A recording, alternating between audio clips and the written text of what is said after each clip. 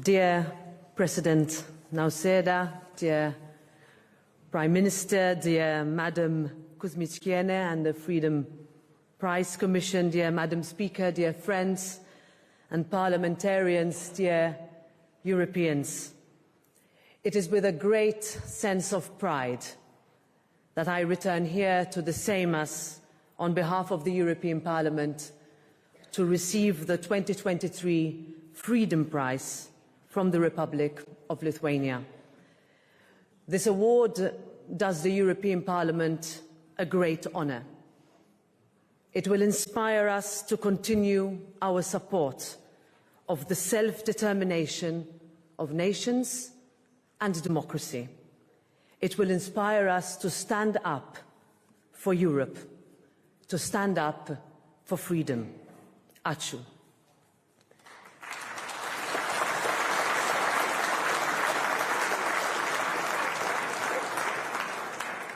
This honour is made all the greater as I am here in the historic hall of the Act of 11th March, alongside Petras Plumpa, a deserving national hero, recognised today for contributing to Lithuania's achievement of freedom and independence. I wanted to be here today and at the bonfire ceremony last night in order to underline what this day means for all of Europe.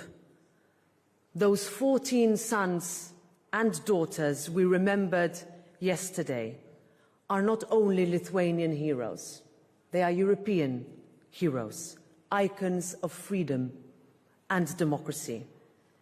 Their memory lives on in the light of the bonfire and in all of us who stand on their shoulders.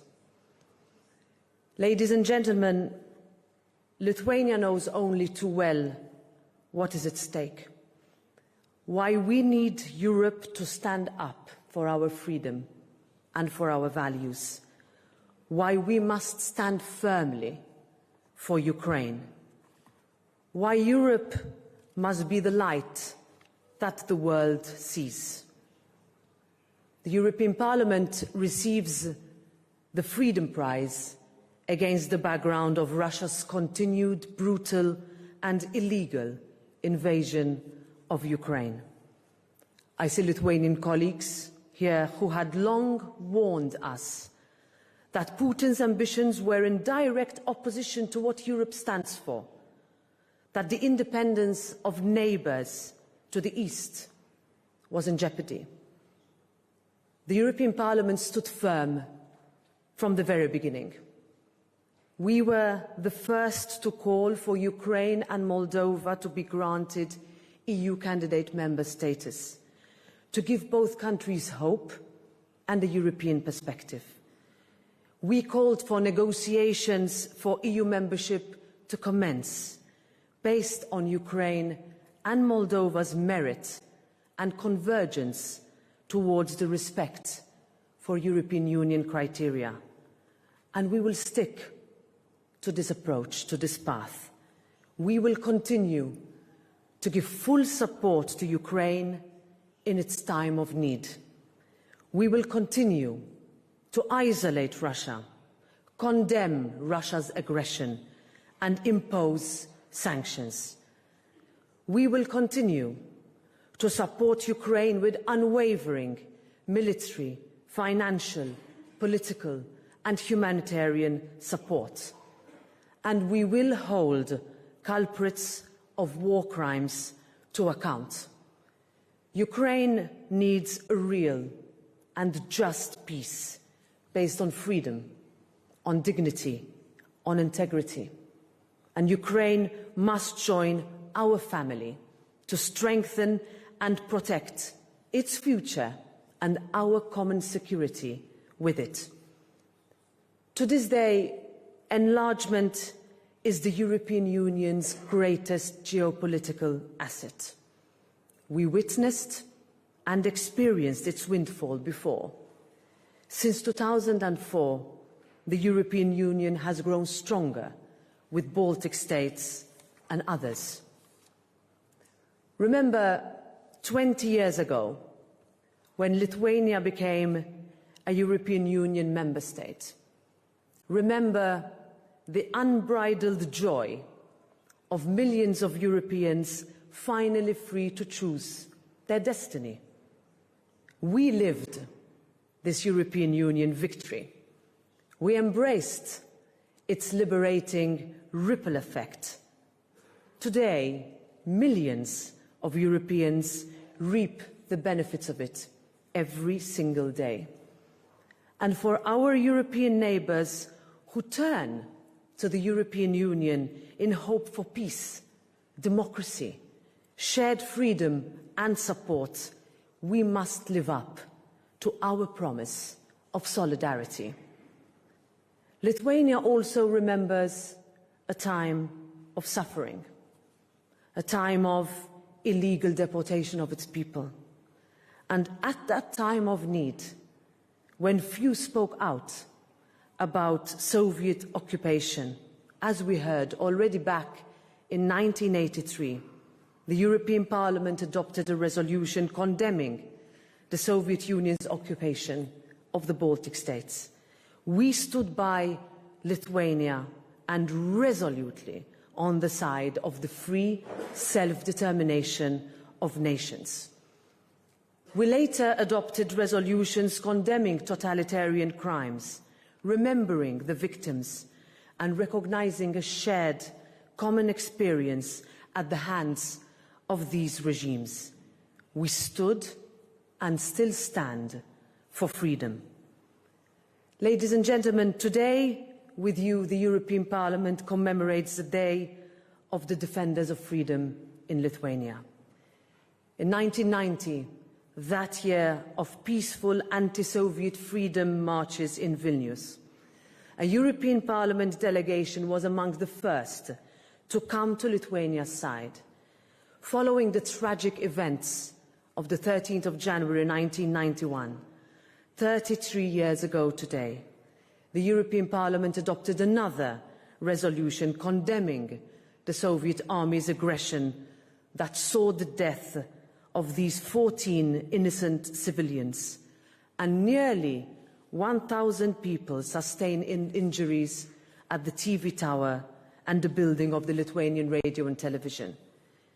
We celebrate Freedom and Defenders Day because it symbolizes all that is still relevant today: freedom, fearlessness, foresight, and Europe's calling to step up onto the global stage before other global players step in. Ukraine is fighting for all of this today. So yes, the European Parliament will live up to the responsibility and the legacy of this Freedom Prize and is grateful to the Lithuanian Parliament for this honour. Dear friends, if the past few years of geopolitical challenges have taught us anything, it is that Europeans stand more to gain from being united. And we have many accomplishments to be proud of. Europe has given open possibilities for Europeans to travel, study, work, create businesses in a great space of freedom. Thanks to EU funds for programmes such as Next Generation EU, Erasmus, Horizon Europe, Invest EU, social, regional and rural development funds, we are giving young people the opportunity to build their talents and build a future. The success of our European currency and the single market is a reflection of our collective willingness to work together, to look at the bigger picture for the prosperity of our people. In recent times, we have overcome many odds. Together, as Europeans, we have navigated through a sovereign debt crisis and a world pandemic, and have achieved so much since then, too. In response to attacks on Ukraine and democracy, EU institutions and member states have rallied with unprecedented unity.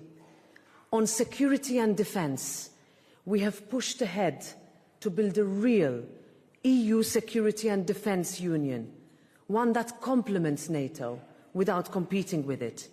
We are working on bolstering cybersecurity. In an age of disinformation, we have adopted groundbreaking legislation which will ensure media independence, promote pluralism and defend journalists from abusive litigation.